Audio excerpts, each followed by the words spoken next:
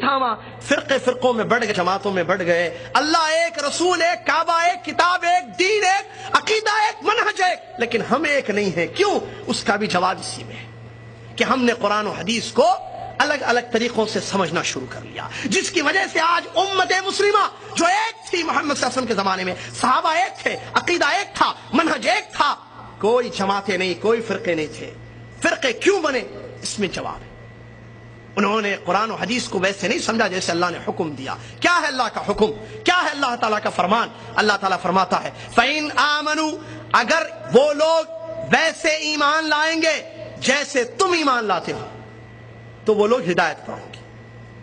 اگر وہ لوگ تمہارے جیسے ایمان نہیں لائیں گے، فَإِنْ آمَنُوا بِمِثْلِ مَا آمَنْتُمْ بِهِ فَقَدْ وَإِنْ تَوَلَّوْا، اگر وہ منہ پھیر کر چلے جائیں گے، تمہارے مثل ایمان نہیں لائیں گے، کیا ہوگا؟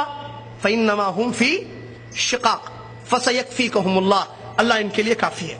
اس آیت کریمہ میں اللہ تبارک و تعالیٰ نے دو راستے اور دو انجام بیان کیے ہیں۔ آیت کے شروع میں ایک راستہ اور اس کا انجام، دوسرے آیت کے دوسرے حصے میں دوسرا راستہ اور انجام اس کا۔ بہت پوائنٹ ہے، دو راستے اور دو انجام۔ راستے کس چیز کے؟ دین کو سمجھنے کے لیے، ایمان لانے کے لیے، اسلام کو سمجھنے کے لیے راستے۔ اللہ تعالیٰ نے کہا فَإِنْ آمَنُوا، اگر لوگ ویسے ایمان لائیں گے، ویسے دین کو سمجھیں گے، ویسے اسلام کو سمجھیں گے جیسے تم نے سمجھا ہے۔ یہ تم کون ہے؟ یہ آیت اتری نا، کب اتری؟ کس کے زمانے میں؟ صحابہ اکرام رضی اللہ عنہم کے اجمعین کے زمانے میں اتری۔ اللہ ان سے خطاب کر رہا ہے بِمِثْلِ مَا آمَنْتُمْ، مثل جیسے، لائک یو، جیسے اے صحابہ تم نے ایمان لائے ہو۔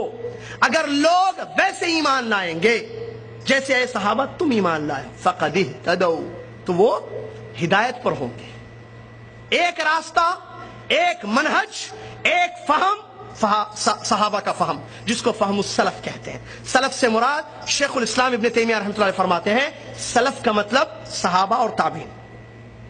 اگر ہم نے دین کو ویسے سمجھا جیسے صحابہ کی جماعت نے سمجھا، قرآن کی تفسیر ویسے لی جیسے صحابہ نے لی، حدیثوں کا مطلب ویسے لیا جیسے صحابہ نے لیا، تو ہم ہدایت پر ہوں گے۔ یہ اللہ کہہ رہا ہے، وہ ہدایت جس کو مانتا ہے ہر مسلمان روزانہ نماز میں، روزانہ ہر رکعت میں جماعت کے ساتھ ہو یا پیچھے پڑھے۔ صحیح قول یہ ہے کہ جماعت کے ساتھ امام کے پیچھے بھی وہی پڑھنا ہے، سورہ فاتحہ تنہائی میں بھی پڑھنا ہے، اکیلی نماز بھی ہو۔ کیا مانگتے ہیں اللہ تعالیٰ کی تعریف اور اس کی بزرگی بیان کرنے کے بعد؟ اہدنا الصراط المستقیم، سیدھا راستہ دکھا اللہ۔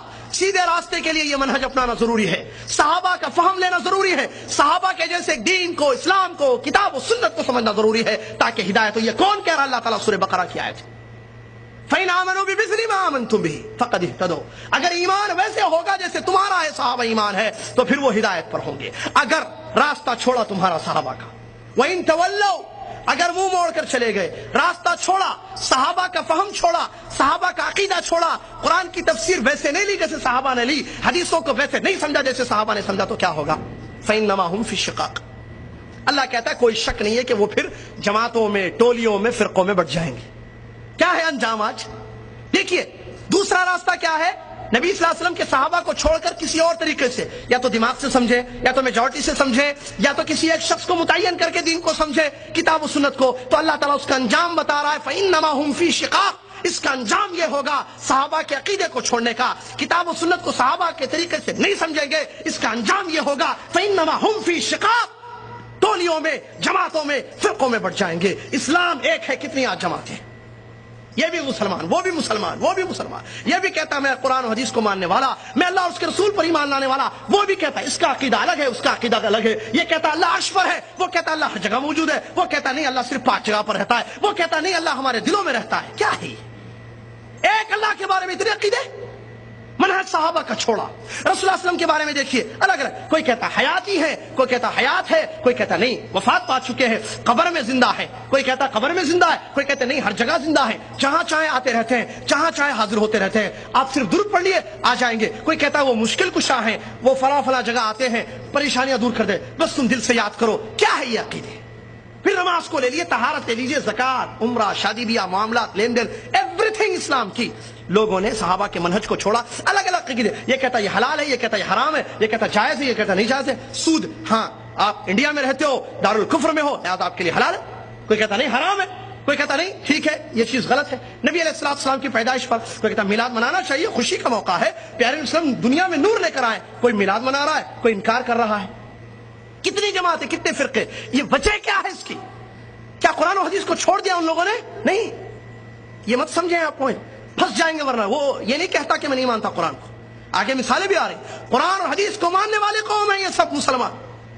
وہ جو شرک اکبر کرتا ہے، جو مزار پر جا کر پیشانی کو پٹکتا ہے، سجدہ کرتا ہے غیر اللہ کا، لا حول ولا قوت، وہ کہتا ہے میں اللہ اور اس کے رسول کو مانتا ہوں، روتا ہے نبی صلی اللہ علیہ وسلم کی محبت میں، داڑھی بھیگ جاتی ہے اس کی، لیکن وہ مزار پر سجدہ کر رہا ہے، نبی علیہ السلام کی قبر کا طواف کرتا ہے چھپ چھپ کر اندر، ہم نے دیکھا جامعہ اسلامیہ پڑھنے کے دوران۔ یہ کیا کتاب و سنت کو نہیں مانتا ہے؟ مانتا ہے، پھر وجہ کیا ہے؟ گڑبڑ کہاں ہے؟ پرابلم کہاں ہے؟ پرابلم سمجھنے میں ہے، پرابلم طریقے میں ہے، پرابلم منہج میں ہے۔ قرآن و حدیث کو بے شک تو مانتا ہے، لیکن قرآن و حدیث کو کیسے تو سمجھتا ہے میرے بھائی؟